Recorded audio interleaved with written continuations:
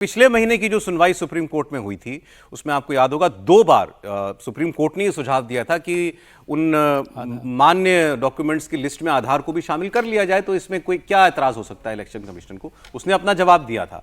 अब supreme court की bench जो है वो ये कह रही है कि आधार नागरिकता का प्रमाण नहीं है, और ये भी उन्होंने कहा है कि भारत का वैध नागरिक जो है वो ही वोटर लिस्ट में शामिल होगा, और उसे जोड़ना और जो नागरिक नहीं है उसको हटाना ये इलेक्शन कमीशन का काम है, और आधार इसमें उपयोगी नहीं हो सकता। बॉम्बे हाई कोर्ट ने एक सुनवाई में कल कहा एक अवैध बांग्लादेशी घुसपैठिए के मामले में कि किसी व्यक्ति ने अगर Aadhaar card, PAN card, voter I card बना लिया है तो ये जरूरी नहीं कि हम उसको भारत का नागरिक मान लें। तो ये सारे मामले आपस में जुड़े हुए हैं। सुनवाई किस ओर जाती दिख रही है, एसआईआर के पक्ष में? अब देखिए, मुझे लग रहा है जब पहली बार सुनवाई हुई थी सुप्रीम कोर्ट में इस मामले को लेकर, और जिस तरीके से सुप्रीम कोर्ट ने इस मामले को रोक नहीं लगाई थी एसआईआर को लेकर, और कहा था कि आगे डॉक्यूमेंट्स में हम चर्चा करेंगे इस मामले को लेकर, तब ये तय हो गया था कि सुप्रीम कोर्ट इस बात को मान रहा है कि जिस तरीके से चुनाव आयोग बिहार के अंदर एसआईआर की एक्टिविटी कर रहा है वह पारदर्शी है और वो बहुत जरूरी है बिहार के अंदर। तो देखिए, सुप्रीम कोर्ट ने तमाम सुनवाई के बाद कल बहुत स्पष्ट कहा कि भाई आधार और राशन कार्ड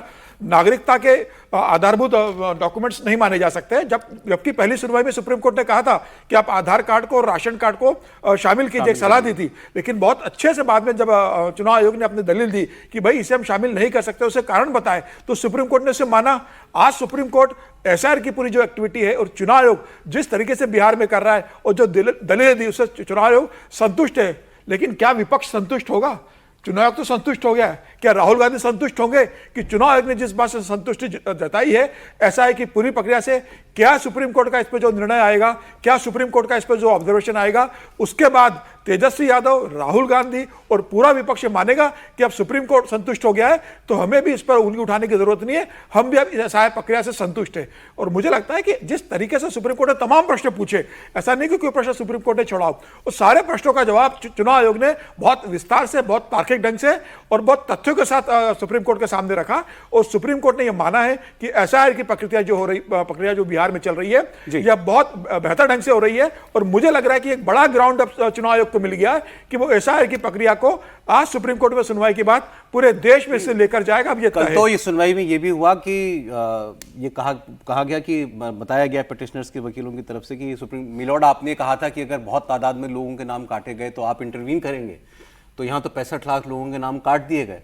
तो उन्होंने कहा कि हम अभी भी बैठे हुए हैं, प्रक्रिया अभी जारी है और ज़रूरत पड़ेगी तो हम ऐसा करेंगे। लेकिन फिर भी एक अभी तक ऑब्जर्वेशंस जो दिखाई दे रही हैं, जो कोर्ट के कमेंट्स दिखाई दे रहे हैं, उसमें कोई उन्हें इस प्रक्रिया से बहुत कोई शिकायत हो या उन्हें कोई इसमें खामी नजर आ रही हो, ऐसी कोई गंभीर बात तो उन्होंने नहीं कही। इनफैक्ट आधार का समर्थन ही किया कि नहीं शामिल किया जा सकता। नहीं, देखिए, कोई गंभीर बात अभी तक आई नहीं है। और मैं फिर से कह रहा हूं कि चुनाव कराते वक्त, उसके पहले या इस तरह के स्पेशल इंटेंसिव रिवीजन में किसी का नाम, किसी का पता, किसी की उम्र, किसी का लिंग, किसी का मतलब अलग जो भी है वो गड़बड़ हो जाए, ये कोई बहुत चौंकाने वाली बात नहीं। सवाल ये है कि क्या उसको दुरुस्त करने के लिए जो बॉडी है जिसके ऊपर ये सारी जिम्मेदारी इलेक्शन कमीशन, वो तैयार है क्या?